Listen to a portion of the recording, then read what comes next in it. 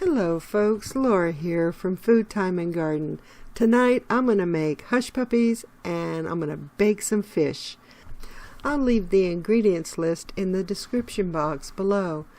I really do enjoy making hush puppies. Although I don't fry foods too often, but I had this packet of fish. It was sole.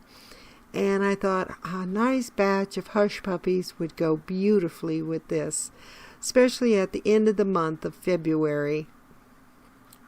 And I needed something quick and easy to have, and the cupboards were getting pretty bare. So I threw together the fish. I just put it on a pan. I like to shred some carrots and some celery. I use my little julienne gadget to julienne the celery and the carrots as well. I didn't have any fresh lemons, which made me sad, but I did have the little plastic bulb of lemon concentrate, so I just spritzed it on there with that. It's better than no lemon in my book. Let me know in the comments section below this video if you've ever tried hush puppies before.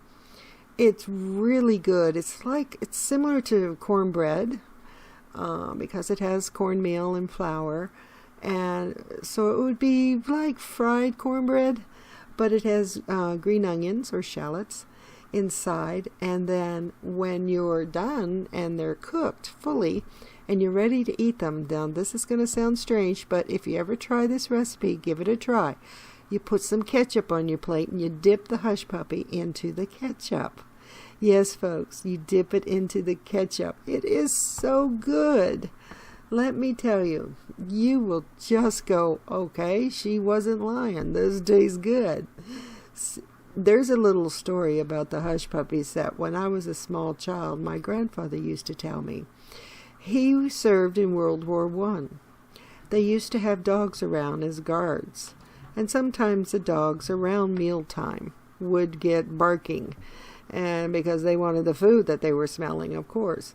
So they used to throw these fried cornmeal hush puppies at the dog, and the hush puppy got the name. Now this is what my grandfather said. I don't know how true this is, but he used to say they would throw these fried concoctions at the dogs to get them to stop barking, and they'd go, "Hush puppy, hush puppy." And he said that's how the hush puppies got their name. Now, I don't know, and I'm not going to Google this to find out how hush puppies arrived at the name of hush puppy, because I don't want to spoil the illusion that he gave me. And I just thought that was a really cute story and that I would share it with you. So with the fish, what I did was I typically will add butter or something, but I didn't do that this time. I just spritzed it with the lemon juice, and then I covered it with parchment paper. Yes, I did use butter. Now see, I was going to lie to you. I did use butter. I melted a little bit of butter. That's right. Oh, now see, I had forgotten I had done that. But I melted a little bit of butter. Then I take parchment paper because I don't care to have the aluminum foil touching my food. So underneath the foil is parchment paper. And I just threw it in the oven, and, fish cooks so quickly, and so do the hush puppies. So the hush puppy batter was all ready, and it was ready to fry them up. And they fry up very quickly, and they're so easy to do. You just take 2 spoons, and you scoop up the batter with 1 spoon, and you slide it off with the 2nd spoon into the oil very carefully, because it's very hot oil. You don't want it to pop back at you, but if you go slowly, you get close to the oil with your spoon of batter and then slide it off.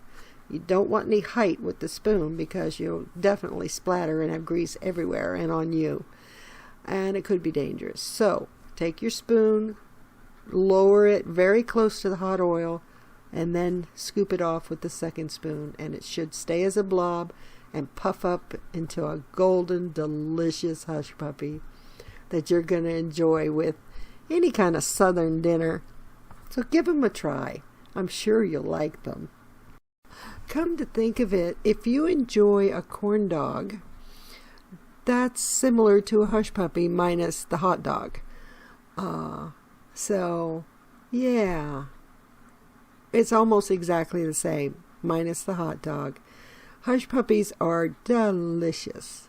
I wish I had made some tartar sauce. Did you know you can make your own tartar sauce for your fish dinner? Just take some mayonnaise, some pickle relish, mix it together, keep it in the fridge for maybe 10 to 20 minutes at least, and then you have tartar sauce. You don't have to buy expensive tartar sauce in a tiny little jar at the grocery store. You can make your own. It's so easy. Now, with the hush puppies, you don't want to overcrowd the pan, and you want to flip them, and they'll be golden.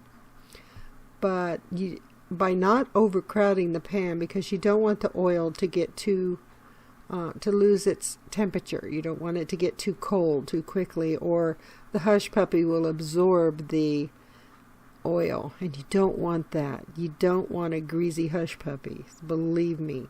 So be very careful when you're loading the hush puppies in the batter into your pan, not to overcrowd the pan. As you see here, I could have probably had 4 more in there, but I didn't dare. I didn't want to, I don't want to have dripping grease off my hush puppy.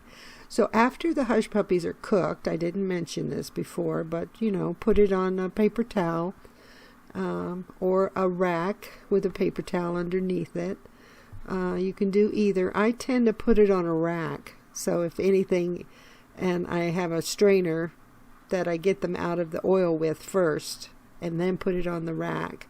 You can also just put them on paper towel, and the paper towel will wick a lot of the grease out. So there you go, folks. Hush puppies, freshly fried up to perfection. And my fish was delicious. It turned out beautifully. So I had hush puppies, a little bit of ketchup, and my fish, and I had a hush puppy and fish dinner. Thank you.